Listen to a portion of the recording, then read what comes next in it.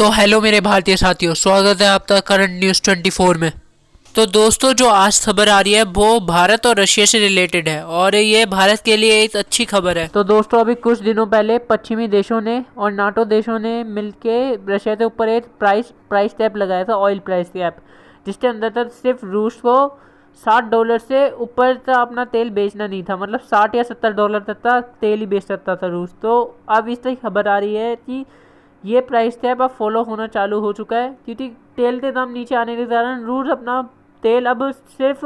मुश्किल से 55 या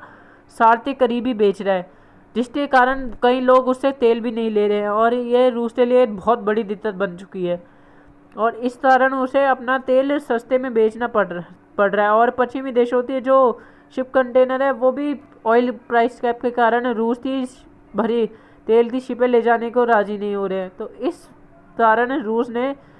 अपना ऑयल और गैस तो छोड़ के भारत और कुछ छोटे देशों को कुछ नया ऑफर किया है। और यह भारत के लिए एक अच्छी खबर है, क्योंकि भारत तो ये चीज़ चाहता था कि रूस ये चीज़ भारत को ऑफर करे, वो भी उससे ही दामों पे जिस दामों पे भारत चाहता है, और वो रूस ने अब ऑफर कर दी है। तो दोस्तों, अभी कुछ सालों पहले भारत ने रशिया के साथ मिलकर भारत के अंदर एक कुंडम कोलम पावर प्लांट बनाया था, जिसे चलाने के लिए हमें न्यूक्लियर ईंधन की ज़रूरत पड़ती है, न्यूक्लियर फ्यूल की। तो उस न्यूक्लियर पावर प्लांट को चलाने के लिए जो हमें न्यूक्लियर फ्यूल चाहिए होता था, हम वो रशिया से खरीदते थे। तो रशिया हमें पहले एक लो ग्रेड न्यूक्लियर ईंधन देता था, जिसका नाम था UTVS, और इससे चलने की क्षमता, अगर ये एक बार ढाला जाए तो इससे चलने की क्षमता सिर्फ 1 साल की होती थी। बट अब फिर रशिया यूक्रेन का युद्ध जब चालू हुआ, रूस और यूक्रेन का, तो उस टाइम रूस ने अपने तेल और गैस की बिक्री के कम होने के कारण भारत तो उससे भी अच्छा एक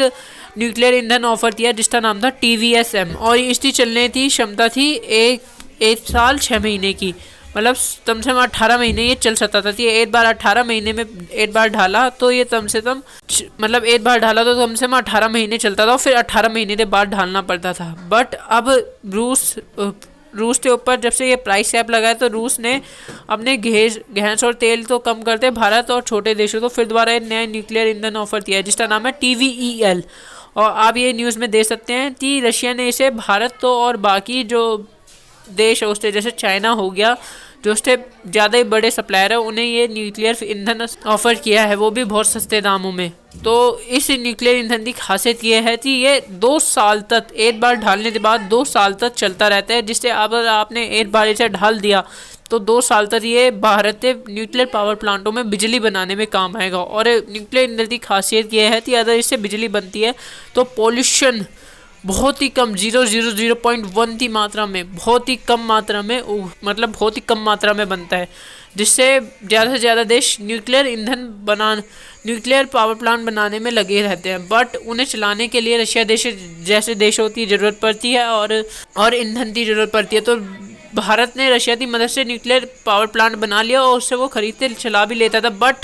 हमें ये महंगा पड़ता था जब हम UTVS या TVSM जैसे न्यूक्लियर ईंधन रशिया से खरीदते थे, क्योंकि उससे लाने ले जाने की जो कॉस्ट होती थी, रशिया हमें देता तो सही दाम पे था, पर जो उससे लाने ले जाने की शिपमेंट कॉस्ट होती थी, उसकी वजह से वो बहुत महंगा पड़ जाता था। तो रशिया ने अब अपनी जो कीमत थी उसे और कम करते,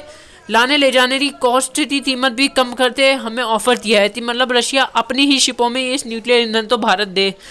भेजेगा और इसकी कॉस्ट भी कम कर दी है। और भारत और रशिया के ऊपर इस डील से रिलेटेड अभी बात चल रही है, तो कुछ दिनों में अगर ये डील साइन हो जाती है तो मैं आपको इससे रिलेटेड पूरी खबर बताऊंगा। जब तक आप मेरे इस चैनल तो देखते रहिए और इस चैनल सब्सक्राइब कीजिए और बेल आइकन तो प्रेस कीजिए पर्सनलाइज पर। थैंक यू, धन्यवाद, जय हिंद।